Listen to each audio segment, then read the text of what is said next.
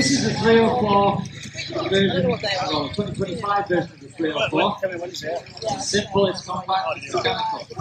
As I mentioned, there's no software, so there's no diagnostics, there's no software bugs. You don't need to switch it off and on again, so you can get it moving.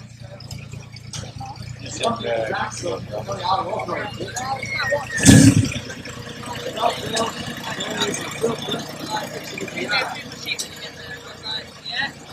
You can actually build this tractor yourself from one of our flat pack kits. It takes about 8 hours maybe, but we have had one chap put 3 together in 1 day. Now that's obviously, if you're able to fix it yourself, that's obviously lower downtime, lower costs, there's no planned obsolescence. That doesn't mean it's not a modern tractor.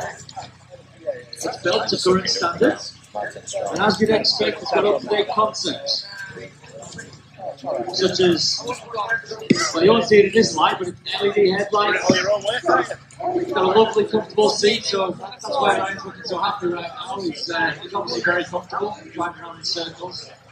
Let me bounce it. Let me bounce it. Let me bounce it. I want the sweet. I want the sweet. I want the sweet. I want the sweet. I want the sweet. The sweet.